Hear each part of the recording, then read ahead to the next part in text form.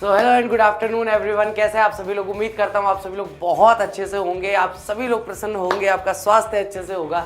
तो गाइज आज हम बात करने वाले हैं line to line and word to word explanation के बारे में, जहाँ पर भारत इज माई होम का हम लोग डिटेल्ड एनालाइज करने वाले हैं, डिटेल तरीके से एक्सप्लेनेशन करने वाले हैं, उसे समझने वाले हैं कहाँ किस वाक्य में क्या बात कही गई है, कहाँ पर लेखक जो है वो हमें क्या कहना चाह रहे हैं। हालांकि इसके लेखक नहीं है, स्पीच को कहने वाले हैं हमारे द्वितीय राष्ट्रपति महोदय।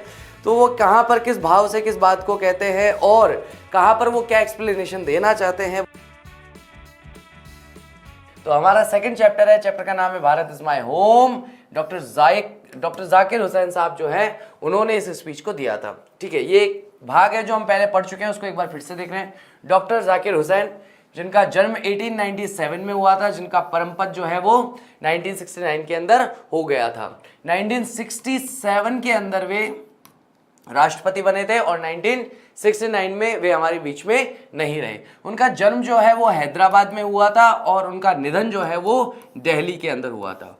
Born in Hyderabad, was one of our greatest freedom fighters. वे हमारे महान जो स्वतंत्रता सेनानी हैं उनमें से एक थे।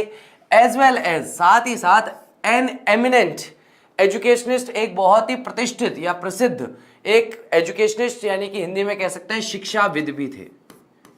शिक्षाविद का मतलब है जो शिक्षा के क्षेत्र में काफी अच्छा ज्ञान, काफी अच्छी जानकारी रखते हो, एजुकेशन के क्षेत्र में, शिक्षा के क्षेत्र में कार्य करने वाले व्यक्ति थे। Doctor Hussain became the president of India in 1967।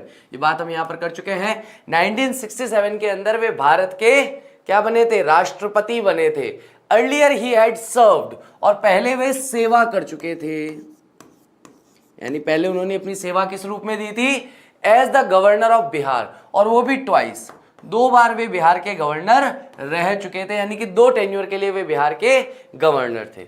Bharat is my home, Bharat is my home जो है इज एन एक्सट्रैक्ट, ये एक भाग लिया गया है उनकी स्पीच से, उनके भाषण से। इसीलिए मैंने कहा कि भैया हम उनको लेखक तो नहीं कह सकते क्योंकि उन्होंने लिखा नहीं है, ये कोई लिखित एक्सट्रैक्ट नहीं है। उन्होंने स्पीच दी, एक भाषण दिया, उस भाषण का एक भाग चैप्टर के रूप में हमारे सामने आ गया है, जिससे हम उनकी विचारधारा को समझेंगे।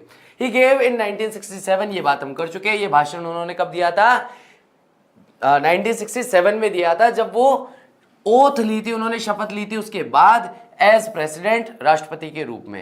इन हिज फर्स्ट स्पीच, अपने पहले भाषण में, as the president of India, एक भारत के राष्ट्रपति होने के नाते, डॉक्टर जाकिर हुसैन प्लेजेस का मतलब प्रतिज्ञा लेते हैं, शपथ लेते हैं। तो डॉक्टर जाकिर हुसैन ने क्या शपथ ली थी? हिमसेल्फ, स्वयं से ही वे शपथ लेते हैं, to the service of the totality of India's culture, के भारतीय जो टोटलिटी है, यानी कि सभी को एक साथ मिला करके, टोटल भारत में जितने लोग हैं, जितने भारत के कल्चर हैं, उन सभी कल्चर्स की कुल मिलाकर के, सभी को एकत्रित करके, सभी को समान मान करके वे उसकी सेवा करेंगे। ठीक है गाइज, यहां तक का हम लोग पहले भी डिस्कस कर चुके हैं। लास्ट लेक्चर में भी हम लोग ये जो भाग है, इंट्रोडक्शन वाला भाग है, इसे हम लोग पहले वाले लेक्चर में भी देख चुके हैं, पहले वाले लेक्चर में भी इसे हमने अच्छे से समझा है। अगला आगे का अब हम देखते हैं, पैराग्राफ फर्स्ट से हम लोग शुरू करने वाले हैं। उससे पहले बड़े भाई की छोटी डिमांड, फटाफट से वीडियो को लाइक कर दीजिए और अपने फ्रेंड्स के साथ शेयर कर दीजिए। मेरे पास अभी 56-57 का डिफरेंस आ रहा है। जितने बच्चे हमें देख रहे हैं और जितने बच्चों ने लाइक किया है वीडियो को, उसमें लगभग 50-60 बच्चों का डिफरेंस है। फटाफट से लाइक कर दीजिए, मैं थोड़ा सा लाइक बढ़ते हुए देखूं, फिर आगे बात करते हैं। तो लाइक कीजिए, अपने फ्रेंड्स के साथ शेयर कीजिए इस वीडियो को। बताइए, अपनी लैंग्वेज में लिखवाइएगा। फर्स्ट चैप्टर का क्वेश्चन आंसर कुछ बुक लैंग्वेज में था। बेटा देखो, बुक लैंग्वेज रखना क्यों जरूरी है सौरभ, मेरी बात को समझो। क्योंकि बुक एक ऐसा कॉमन फैक्टर है जो सभी जिलों में एक समान चलता है, तो हमें वोकेबलरी जो है वो बुक की ही रखनी चाहिए। क्योंकि टीचर को जहां पर बहुत परिचित वोकेबलरी मिलती है वहां मार्क्स ज्यादा मिलने की संभावना रहती है। इसलिए हम लोग बुक की वोकेबलरी को इस्तेमाल करते हुए ही आंसर लिखते हैं, और ये चीज हमारे लिए फायदेमंद है। ठीक है, एग्जाम में अगर हम बात करें, बोर्ड एग्जामिनेशन की अगर हम बात करें, तो बोर्ड एग्जाम के नजरिए से, पॉइंट ऑफ व्यू से बहुत ही इंपॉर्टेंट है। किताब में लिखे हुए जो मूल शब्द है, मुख्य शब्द है, उन्हीं का इस्तेमाल करें। ठीक है, वो हमारे लिए अच्छा रहता है।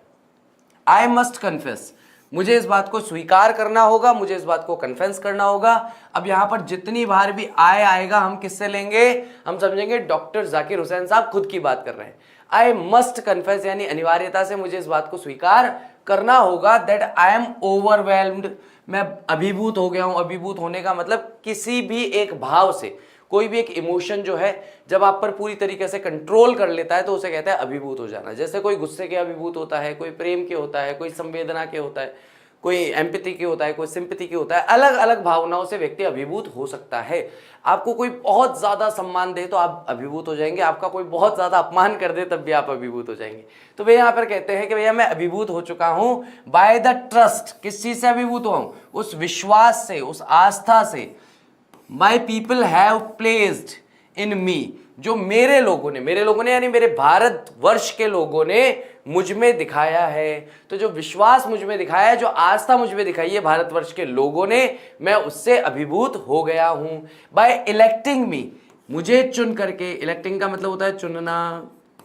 और कैसे दिखाया उन्होंने विश्वास? मुझे चुन करके, to the highest office in the land. In the land मतलब किस विषय में बात हो रही है? भारत के विषय में बात हो रही है कि भारत जो है उसका जो ऑफिस है, उसका जो कार्यालय है, उस कार्यालय के अंदर हाईएस्ट पोस्ट उन्होंने मुझे दी है। तो भैया देखो, हम लोग जानते हैं, हम लोग सब 10वीं में पढ़ के आए हैं बहुत अच्छे से आर्ट्स के अंदर, यानी कि आपकी सिविक्स के अंदर बोल लीजिए आप, या सोशल साइंस के अंदर जो आपका भाग आता है उसमें हम लोगों ने पढ़ा है कि भैया 3 भाग होते हैं। एक जुडिशरी होता है, एक एग्जीक्यूटिव होता है, और तीसरा हमारा पॉलिटिक्स से रिलेटेड होता है। ठीक है, तो ये 3 जो भाग हैं, इसमें से जब हम एग्जीक्यूटिव्स की बात करते हैं कि एग्जीक्यूटिव या ब्यूरोक्रेसी बॉडी जो है इंडिया की, उसके अंदर सर्वोच्च पद है, सबसे ऊंचा पद है, वो किसका होता है? प्रेसिडेंट का होता है। सेकंड पैराग्राफ में क्या कहते हैं हमारे जाकिर हुसैन साहब? डॉक्टर राधाकृष्णन। अब यहां पर बात हो रही है डॉक्टर सर्वपल्ली राधाकृष्णन सर की।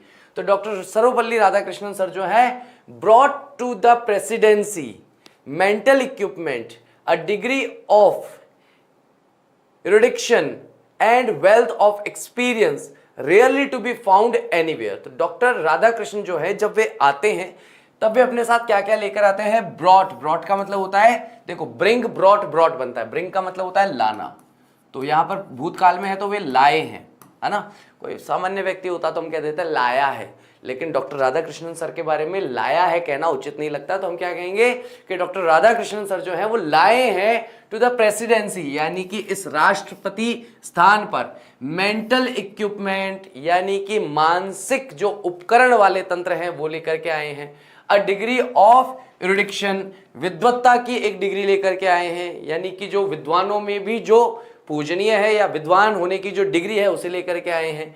And wealth of experience. Wealth of experience का मतलब क्या है? अनुभव की संपत्ति। हाँ, अनुभव का खजाना लिखा हुआ है ना यहाँ, खजाना कह सकते हो, खजाना ना कहना चाहो तो संपत्ति कह सकते हो, कि अनुभव की संपत्ति, अनुभव का खजाना लेकर आए हैं। और कैसा, किस तरह की ये सारी चीजें हैं? मेंटल इक्विपमेंट कैसा है, डिग्री ऑफ एरुडिक्शन कैसा है, वेल्थ ऑफ एक्सपीरियंस कैसा है? तो rarely to be found anywhere, जो बहुत ही दुर्लभ है, जो कहीं पर भी प्राप्त होना बहुत ही दुर्लभ है, बहुत ही मुश्किल है। During a life time devoted to the pursuit of knowledge and truth.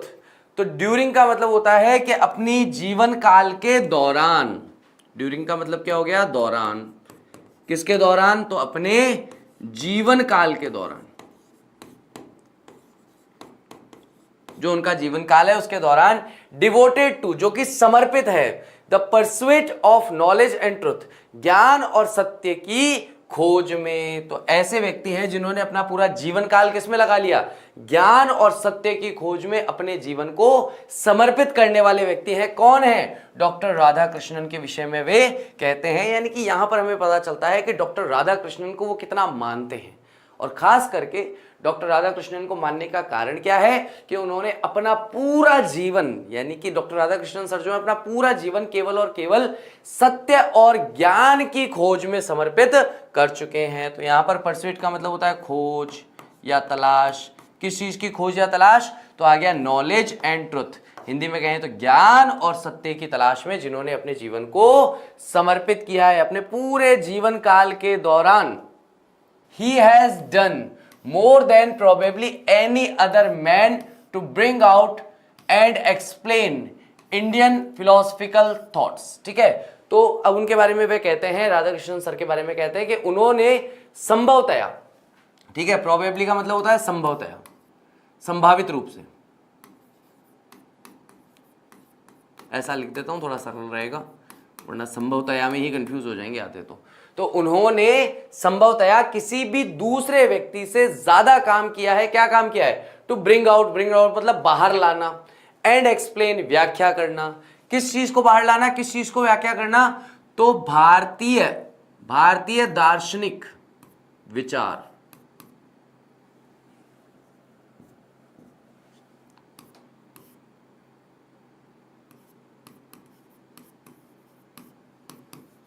तो वे भारतीय दार्शनिक विचार जो है उन्हें वे बाहर लेकर के आए हैं। एंड द वननेस का मतलब होता है एकता, या आप कह सकते हो एक रूपता लाए हैं of all true spiritual values. जितने भी आध्यात्मिक मूल्य हैं उनमें एक रूपता लाने का डॉक्टर राधाकृष्णन ने प्रयास किया है। ठीक है, तो यहां पर हम ये देख रहे हैं इस लाइन के अंदर जाकिर हुसैन साहब डॉक्टर सर्वपल्ली राधाकृष्णन सर के विषय में क्या कहते हैं कि भाई बहुत सारे लोग हैं जिन्होंने अपने जीवन में अलग अलग तरीके से प्रयास किया, लेकिन वही एक ऐसे व्यक्ति हैं जो संभावित रूप से, यानी उन्हें लगता है कि ऐसा और कोई दूसरा व्यक्ति नहीं था जो कि फिलोसफिकल थॉट्स, यानी कि भारतीय फिलोसफी क्या है, इंडियन फिलोसफी क्या है। तो इंडियन फिलोसफी में तो बहुत सारी फिलोसफीज आ जाती हैं। भारतीय फिलोसफीज की अगर हम बात करें तो इसमें जैनिज्म भी आ जाएगा, इसमें बुद्धिज्म भी आ जाएगा, इसमें सनातन की फिलॉसफी भी आ जाएगी, इसमें इस्लाम की फिलॉसफी भी आ जाएगी, सभी तरह की फिलॉसफी, अन्य जिनका मैंने नाम नहीं लिया है, सिख धर्म की फिलॉसफी भी आ जाएगी, पारसी धर्म की फिलॉसफी भी आ जाएगी, बौद्ध धर्म की फिलॉसफी भी आ जाएगी। तो अलग अलग तरह के जो जीवन दर्शन है, दर्शन क्या होता है, फिलॉसफी क्या होती है, जीवन जीने का तरीका, कि भाई हमें जीवन कैसे जीना चाहिए, कि आपको जीवन में क्या काम करने चाहिए, नहीं करने चाहिए, वही जीवन दर्शन है, वही भारतीय दर्शन है। भारतीय दर्शन में हम लोग देखेंगे कि भारतीय दर्शन बड़ा मिला जुला है, बड़ा मिक्सचर हुआ है। ठीक है, आप लोगों ने शायद कभी महसूस किया होगा कि बहुत सारी चीजें हैं जो अलग अलग धर्मों में की जाती हैं, लेकिन हम किसी अन्य धर्म के अनुयायी होते हुए भी अन्य धर्मों की जो अच्छी चीजें हैं, सद्गुण जो हैं, उनको हम लोग स्वीकार करके और अपने जीवन में उतार लेते हैं। जैसे कि मैं मेरे बारे में बताता हूँ, मुझे जैन धर्म का एक पर्व है, 10 दिन चलता है, वो 10 दिन का पर्व मुझे बहुत अच्छा लगता है। किसी को पता हो तो बताना, क्षमाणी बोलते हैं उसे। ठीक है, सुना है कभी किसी ने क्षमाणी? क्षमाणी कहते हैं, और नहीं तो इसे क्षमा वाणी भी कहा जाता है।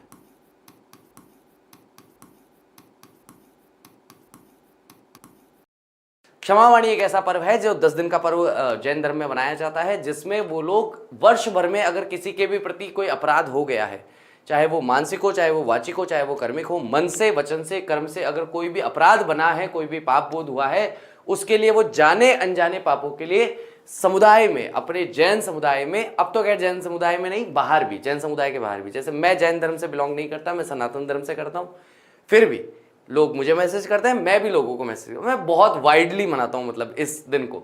तो उस दिन आपने जो भी जाने अनजाने में सारे पाप किए हैं, सारे अपराध किए हैं किसी के भी प्रति, आप उनसे हाथ जोड़ करके माफ़ी मांगते हैं कि भाई मेरे से जो भी अपराध बना है मैं उसके लिए माफ़ी मांगता हूँ। उसके लिए वो एक फ्रेज़ यूज़ करते हैं, एक वाक्यांश का यूज़ करते हैं, उसमें वो कहते हैं मिच्छामि दुक्कडम। ठीक है, मिच्छामि दुक्कडम मतलब मैं आपसे माफ़ी मांगता हूँ, और जो सामने वाला व्यक्ति माफ़ करता है वो कहता है उत्तम क्षमा, यानी कि ठीक है, मुझे भी नहीं पता आपने मेरे प्रति कोई अपराध किया है या नहीं किया, लेकिन क्योंकि आप विनम्र होकर के क्षमा मांग रहे हैं, तो ज्ञाता ज्ञात यानी कि जाने में अनजाने में आपने जो भी अपराध किया है मेरे प्रति, मैं उसके लिए आपको क्षमा करता हूँ। ये है मिच्छामि दुक्कडम और उत्तम क्षमा का अर्थ। इसलिए मुझे ये त्यौहार बहुत अच्छा लगता है, मतलब one of my favourite festival है, राइट। तो ये होता है इसके अंदर। ठीक है, तो ध्यान रखना, क्षमावाणी जब आएगा तब मैं बोलूंगा यहाँ पर क्लास में, उस दिन बताऊंगा कि आज क्षमावाणी है। तो उस दिन आप चाहें तो अपने प्रियजनों से, अपने परिवारजनों से, अपने इष्ट मित्रों से, किसी भी धर्म से, किसी भी समुदाय से आप बिलोंग करते हो, कोई फर्क नहीं पड़ता, बहुत अच्छा विचार है और इतना अच्छा जीवन दर्शन है कि भाई बिना जाने पहचाने आप क्षमा मांगते हैं। और देखिए, हमें पता नहीं चलता कब हमारी कौन सी बात किसको चुभ जाए और हमारा एक अपराध बन जाए, तो भगवान महावीर स्वामी जो हैं उसके लिए एक मार्ग प्रशस्त करते हैं, और बहुत ही अच्छा मार्ग ये लगा। चलिए, तो यहाँ पर है एक रूपता जो ऑल ट्रू स्पिरिचुअल वैल्यूज है, यानी कि एक रूपता है, यानी कि सभी अलग अलग तरह के जो कल्चर्स हैं उसमें एक रूपता जो है, उनकी जो स्पिरिचुअल वैल्यूज है, उनके जो आध्यात्मिक मूल्य हैं, उन आध्यात्मिक मूल्यों के विषय में वे बात करते हैं कि कैसे वो सभी अलग अलग तरीके के आध्यात्मिक मूल्यों को एक स्थान पर लाए हैं। He has never lost his faith in essential humanity. उन्होंने कभी भी अपना विश्वास नहीं खोया, ठीक है, उन्होंने कभी भी अपना फेथ, अपना विश्वास जो है वो नहीं खोया। किसमें नहीं खोया? In the essential humanity. मूलभूत ह्यूमैनिटी जो है, मूलभूत मानवता जो है किसी भी मैन की, मूलभूत मानवता जो एक इंसान में, इंसानियत जिसको आप बोलते हैं कि भाई एक इंसान में इंसानियत होने जैसी वैल्यूज तो होनी चाहिए, उसको उन्होंने कभी भी नहीं खोया। He himself has never ceased to champion the right of all man to live in dignity and with justice. और ही हिमसेल्फ, उन्होंने कभी भी ऐसा नहीं किया कि उन्होंने सीज किया हो, सीज किया मतलब रोक दिया हो या बंधित किया हो, टू चैंपियन यानी कि उस पर सर्वोच्चता प्राप्त करने के लिए। किस चीज पर? The right of all man, जितने भी इंसानों के अधिकार हैं, जितने भी इंसानों के क्या हैं, इंसानों के जितने भी अधिकार हैं, टू लिव इन डिग्निटी, कि वह गरिमा के साथ, अब देखो ये गरिमा नहीं लिखता हूं, गौरव लिख लेता हूं, गौरव या गरिमा के साथ और न्याय के साथ वे अपना जीवन जी सकें। यानी उन्होंने कभी भी किसी व्यक्ति को बाधित नहीं किया है, उन्होंने कभी भी किसी व्यक्ति को बाधित नहीं किया कि कोई भी ऐसा व्यक्ति अपने स्वयं के अधिकारों के साथ जी सके, उसको कभी बाधित नहीं किया। न्यायपूर्ण जीवन में जी सके, उसे कभी भी बाधित नहीं किया। यानी कि ऐसे मनुष्यों को वह हमेशा से स्वतंत्र छोड़ते हैं, उनकी अधिकारों पर, उनकी स्वतंत्रता पर कभी भी उन्होंने रोक लगाने का प्रयास नहीं किया। थर्ड पैराग्राफ क्या कहता है? I can only assure you that I enter this office in a spirit of prayerful humility.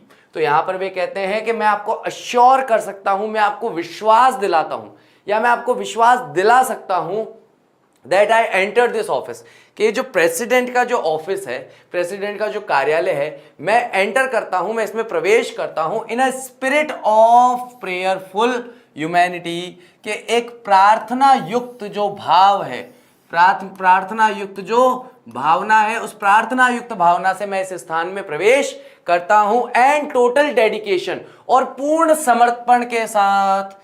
यानी कि मैं यहां पर आया हूं ना, तो मैं प्रार्थना पूर्व भावना के साथ आया हूं कि मैं प्रार्थना करते हुए परमपिता से, परमेश्वर से, अल्लाह ताला से, ईश्वर से, कुछ भी आप कह सकते हैं। तो जैसे जाकिर हुसैन साहब जो है वो अल्लाह की प्रार्थना करेंगे, अल्लाह की इबादत करेंगे, तो उनकी इबादत करते हुए, उनकी प्रार्थना करते हुए वे कहते हैं कि मैं यहाँ आया हूँ पूर्ण समर्पण के साथ। यानी कि मैं यहाँ पर कुछ गेन करने नहीं आया, बल्कि सरेंडर वाली पोजीशन में आया हूँ कि भाई मेरे पास जो कुछ है, मैं अपने भारतवर्ष के जो लोग हैं उनके कल्चर के लिए, उनके लिए समर्पित करूंगा। I have just taken the oath of loyalty to the constitution of India. मैंने जस्ट अभी अभी कुछ समय पहले शपथ ली है, प्रतिज्ञा ली है। किस चीज की शपथ ली है, प्रतिज्ञा ली है? तो लॉयल्टी की, यानी कि वफादारी की। अच्छा, किसके प्रति वफादार होने की बात कर रहे हैं वो? तो कॉन्स्टिट्यूशन ऑफ इंडिया, यानी भारतीय संविधान के प्रति लॉयल या वफादार होने की वे बात कर रहे हैं। It is the constitution of a comparative new state. ये एक संविधान है जो कि तुलनात्मक रूप से, कंपेरेटिवली का मतलब क्या है? तुलनात्मक रूप से एक नए राष्ट्र का है, तुलनात्मक रूप से एक नए राष्ट्र का। क्योंकि बाकी राष्ट्रों की तुलना में अगर हम लोग तुलना करते हैं, बाकी राष्ट्रों की अगर तुलना में हम देखें, तो भारत जो है उसे बाद में स्वतंत्रता मिली है। बहुत सारे देश पहले ही स्वतंत्र हो चुके थे, स्वायत्त हो चुके थे, आप कह सकते हैं फ्री हो चुके थे, इंडिपेंडेंट हो चुके थे।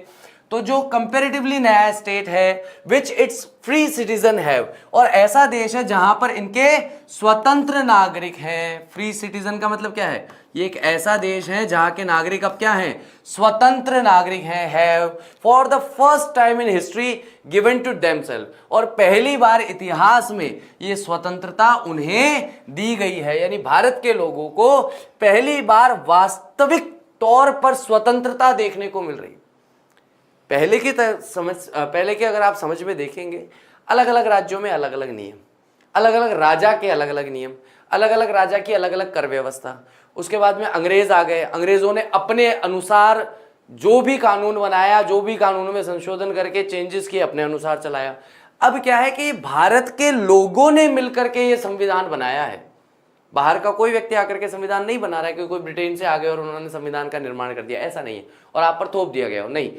आपके ही बीच के रहने वाले लोग जिन्होंने वास्तविकता में वास्तविक भारत को देखा है, जांचा है, परखा है, भारतीयों के बीच में काम किया है, भारत के बच्चे, वृद्ध, महिला सबकी पीड़ा को समझा है, उसके बाद उन्होंने संविधान को इस तरह से बनाया है कि हर व्यक्ति अपने आत्मसम्मान, गरिमा के साथ एक न्यायपूर्ण जीवन जी सके, और यही वास्तविकता में स्वतंत्र होना है। बहुत सारे लोग कहते हैं कि सर हमें तो ऐसा लगता है हम आज भी परतंत्र हैं, क्योंकि आज भी हमें तो जो हमारे नेता लोग हैं उन्होंने जो कानून बनाया उस कानून के अनुसार ही तो जीना पड़ता है। तो आज हम स्वतंत्र कहाँ हुए? हम पहले उन अंग्रेजों के हिसाब से जीते थे, आज हम अब जो संविधान निर्माता हैं उनके अनुसार जीते हैं। तो भैया आज के जो संविधान निर्माता है उनका चुनाव करने वाले आप हैं। उन्होंने आपको चुनाव से पहले अपनी पॉलिसीज बता दी थी कि भैया हमारी पॉलिसी ये है, अगर आप हमें जिताते हैं तो हम संविधान में ये संशोधन कर देंगे। आप उस संशोधन को चाहते थे, आपने उन्हें जिताया, उन्होंने जाके संशोधन कर दिया, बात खत्म हो गई। तो आप स्वतंत्र हुए ना। आपको लगता है कि नहीं साहब हमने जिसको चुना हमारे हिसाब से काम नहीं कर रहा, कोई बात नहीं, दूसरी पार्टी को अगली बार दूसरी पार्टी को सपोर्ट कर देना, वो जीत जाएगी, उनकी पॉलिसीज बन जाएंगी, सिंपल सी बात है। तो अंत में आप ये देखेंगे कि सबसे ज्यादा शक्तिशाली आप हैं भारत में। आप ही फ्री विल से मतलब अपनी स्वतंत्र इच्छा शक्ति से वोटिंग करते हैं, और अपनी स्वतंत्र इच्छा शक्ति से वोटिंग करने के बाद आप ही संविधान में संशोधन करने वालों का निर्माण करते हैं, उनका चुनाव करते हैं। तो निश्चित तौर पर आपसे ज्यादा स्वतंत्र और कोई भी नहीं है। भारतीय जनता, भारतीय नागरिकों से ज्यादा कोई भी स्वतंत्र यहां पर नहीं है। बताइए यहां तक की बात क्लियर है क्या? चलिए नेक्स्ट अगला देख रहे हैं हम। It is the young state, ये एक बहुत ही युवा राष्ट्र है। भारत क्या है? एक बहुत ही युवा राष्ट्र है। अभी अभी स्वतंत्रता मिली है ना, तो पहले तो जब स्वतंत्रता मिली बच्चा था। अभी कितना समय हुआ है? 47 से 67 का समय हुआ है, 20 साल का समय हुआ। तो 20 साल का युवा राष्ट्र है ऑफ एन एंशिएंट पीपल। और किसका है? प्राचीन लोगों का। एंशिएंट यानी कि जो प्राचीन लोग थे, उन प्राचीन लोगों का युवा राष्ट्र है। हु, जो कि दो द लॉन्ग मिलेनिया यानी कि एक लंबे 1000 साल के समय को व्यतीत करके आया है, and through the cooperation of diverse ethnic elements. तो कॉपरेशन का मतलब होता है सहयोग। तो किससे चल रहा है? ये सहयोग से चल रहा है। किस तरह के या किस तरह के लोगों के सहयोग से चल रहा है? तो विभिन्न में तो वी पहले आएगा ना।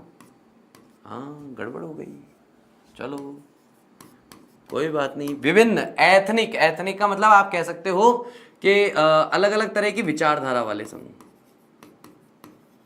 और वो विचारधारा किस भी आधार पर हो सकती है। एलिमेंट का मतलब होता है प्रजातियां या समुदाय जो हैं अलग अलग विचारधारा वाले, उनसे जुड़ करके मिल करके चल रहा है। Have striven to realise the timeless absolute values in their own peculiar way, यानी कि जो फल फूल रहा है, स्ट्राइव कर रहा है टू रियलाइज, ये महसूस करने के लिए, टाइमलेस, समय से बिल्कुल हट करके, समय से बंधा हुआ ही नहीं है, समय के बंधन से मुक्त होकर के, एब्सोल्यूट वैल्यूज, ऐसे मूल्य, हमारे जीवन के ऐसे मूल्यों को या राष्ट्र के ऐसे मूल्यों को जो एब्सोल्यूट हैं, मतलब 100% हैं, इन देयर ओन पेक्यूलर वे, अपने अपने अनूठे, अपने अपने अजीबोगरीब अलग से तरीके से।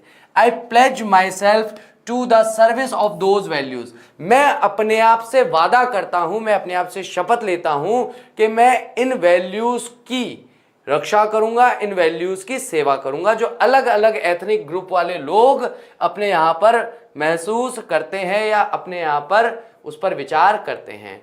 फॉर दो सम कॉन्क्रीट रियलाइजेशन, लेकिन यहां पर मुझे कुछ चीजों का आकर के ठोस एहसास होता है, ठोस अनुभव होता है, रियलाइज करता हूं मैं उस बात को, समझता हूं उस बात को मैं।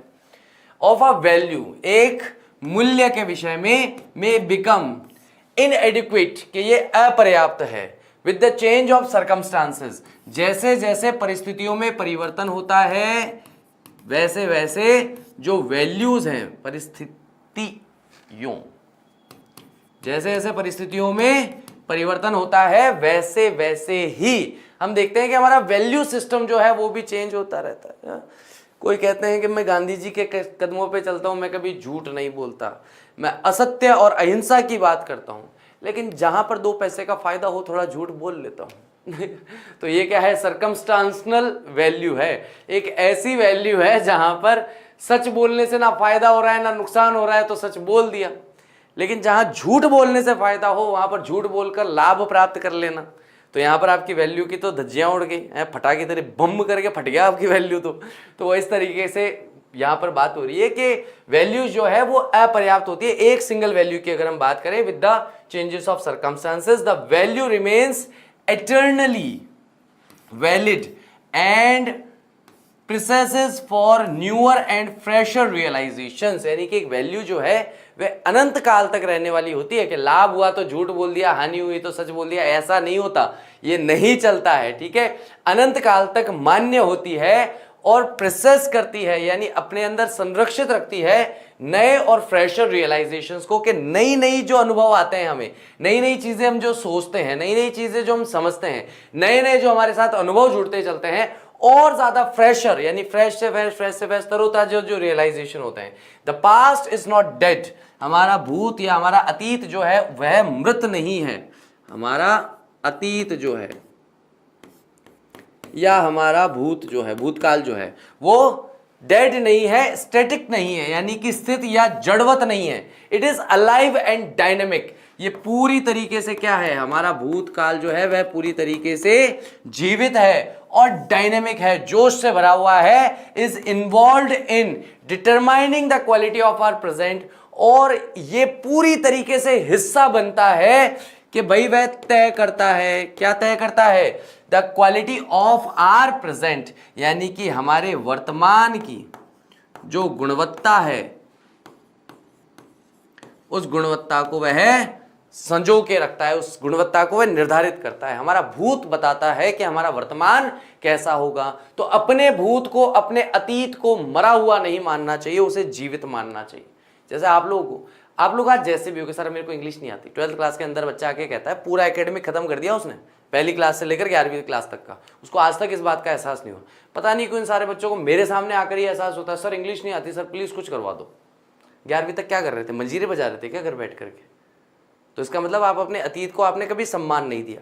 9th क्लास में अगर आप अपने अतीत को सम्मान देते ना कि 8वीं तक मुझे इंग्लिश नहीं आती, और इस बात को उसी दिन सम्मान देते, तो 9th क्लास में कुछ ना कुछ प्रयास करते और इंग्लिश आ जाती।